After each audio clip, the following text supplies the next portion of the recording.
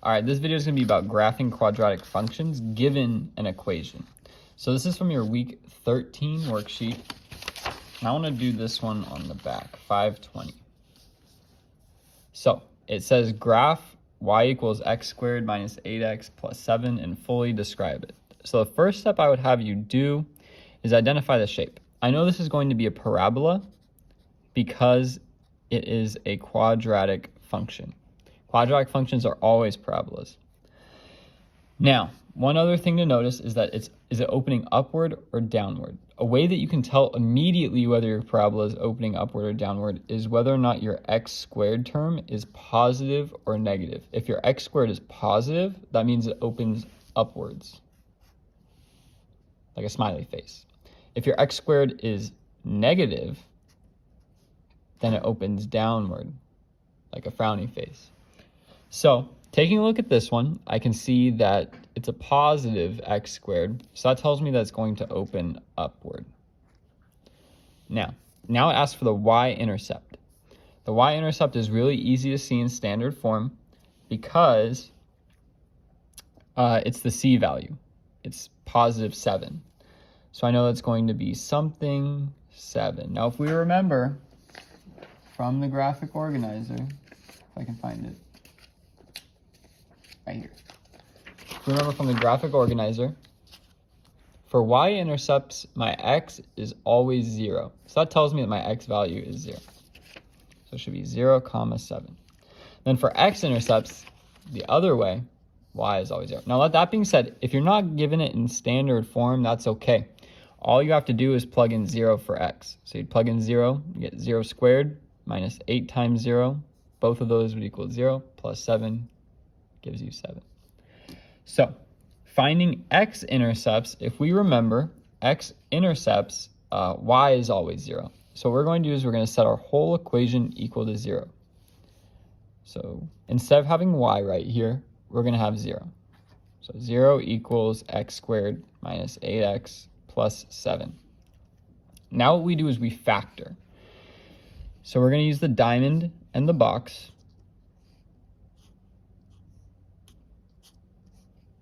So for my diamond, I have a times c, so that'd be 7x squared. And then we have negative 8x on the bottom. That's our b.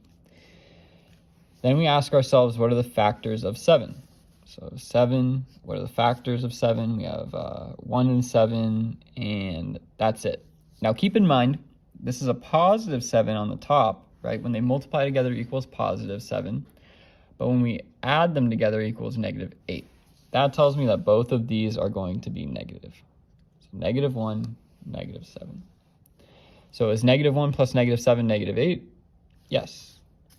So those are my terms. Negative 1x, negative 7x. I circle those because those are what's going into my area model.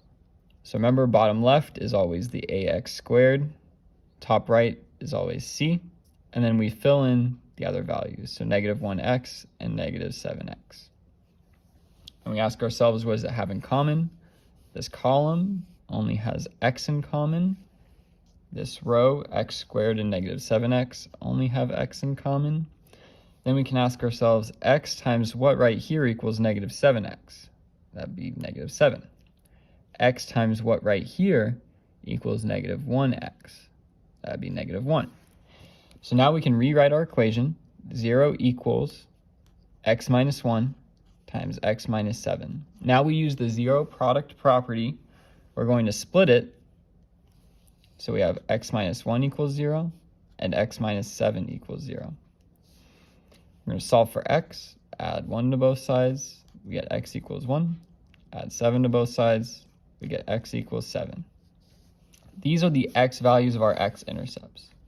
It's going to be 1 something and 7 something. So we need to figure out, well, what goes here for x-intercepts? What's the y value of x-intercepts? Y value for x-intercepts is always 0. So it's going to be 1, 0 and 7, 0. Now, the axis of symmetry. Let's go ahead and graph what we have so far. So we have a y-intercept at 0, 7. It's right here. We have x-intercepts at 1, 0 and 7, 0. So right there, right? So now we need to find the axis of symmetry. One thing that I see students do too much is they think that the y-intercept is the vertex. It's not. I mean, it can be, but it's not always the vertex. Assume that it isn't until you know that it is. So the axis of symmetry is always going to be located directly in between both of the x-intercepts. So you could work your way in one by one and find out that your axis of symmetry should be at x equals 4. Another way to do this is there's a formula for it. It's going to be negative b over 2a. So what we can do is we can come back to our equation, look at it. Well, b is negative 8, so that'd be negative 8 over 2 times a, which is 1, which is just 2. So negative 8, those become positive. We get 8 over 2, which is just 4. So that tells me that we have our axis of symmetry at x equals 4. Now, if we remember, the vertex is always on the axis of symmetry, always, always, always. So we know that the x value of our vertex is going to be 4, but we don't know what the y value is yet. The vertex could be here, it could be up here, it could be anywhere, right? So what we're going to do is we're going to use our equation y equals x squared minus 8x plus 7, and we're going to plug in 4 into there. So everywhere that we see x, we're going to plug in 4. So instead of having y equals x squared, we're going to have 4 squared minus 8 times, instead of x, we're going to have 4, and then plus 7. I recommend using parentheses when you plug these in, just to make sure that you get your signs correct. So now we simplify it. So 4 squared is 16, minus 8 times 4 is 32, plus 7. So 16 minus 32 is negative 16, plus 7. Negative 16 plus 7 is negative 9. So what we end up with is, of course, this graph isn't big enough, but our point is somewhere down here. It's at 4, negative 9. We've now found out what the y value is. It's negative 9. So I go to graph it, 4, down, negative 7, negative 8, like right here, negative 9. Now I can plot my parabola very accurately. So this is 100% correct. This is what we want to see you guys answer on the test. That being said, I want to show you guys real quick number 24. Number 24 and number 23, for that matter, are a little bit different because they have a negative x squared in front. So that tells you automatically it's going to be facing downward, right? Now we know where the y-intercept is. It's at negative 8, which is like all the way down here, right? But now let's try to figure out the x-intercepts. So let's see, y-intercept is at 0, negative 8. And then the x-intercept, if you remember, we factored it. Now here's the thing. If you have a negative x squared, I would suggest that you factor out a negative 1 before you begin. What I mean by that is here we have negative x squared plus 6x minus 8. Let's factor out, let's divide everything by negative 1.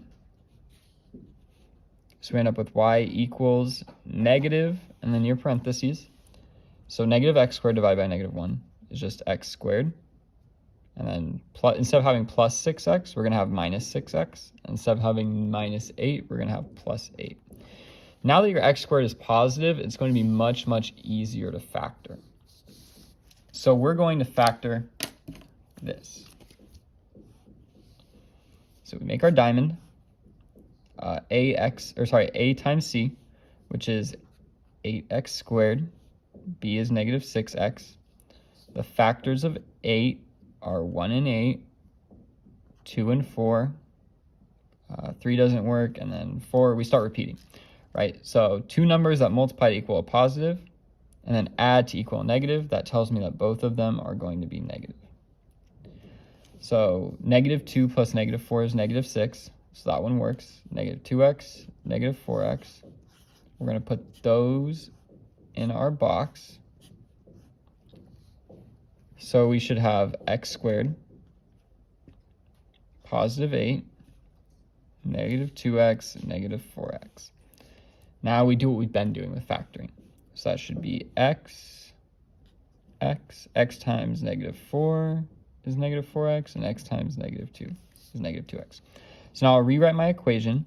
Now it's important you remember that negative sign. That doesn't just go away. It's going to be y equals negative x minus 2 times x minus 4. Just like that. So negative remains on the outside. That's okay. It can stay like that.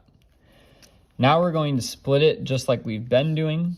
So we have x minus 2 equals 0 and x minus 4 equals 0. Add 2 to both sides. We get x equals 2. And add 4 to both sides. We get x equals 4. So x equals 2 is one of ours, and x equals 4 is another one. So now let's say we wanted to find the axis of symmetry. The axis of symmetry is always negative b over 2a. It's also directly in between them, so I can already tell you it's going to be at 3. But let's go ahead and do it anyway. So it's going to be negative b, which in this case is 6, over, because this is b, over 2 times a. Now a is not just 1, it's negative 1. So it's going to be negative 6 over negative 2. Negatives cancel out, and we get 3. That is our axis of symmetry. Now if we want to find the vertex so we can graph it really accurately, we're going to have to plug in 3 into our equation up here. So let's go ahead and do that. So y equals negative, now the negative stays on the outside of the parentheses because I'm not plugging in negative 3, I'm plugging in positive 3. So 3 squared plus 6 times 3 minus 8. So this becomes 9, so that'd be negative 9 plus 18 minus 8. So negative 9 plus 18 is positive 9, minus 8 would be 1. So my y value is 1. So if I were to write the point for my vertex, it would be, let's write it out, vertex is at 3, 1. So I go to 3, and I go up 1, it's right here. Now I can graph it.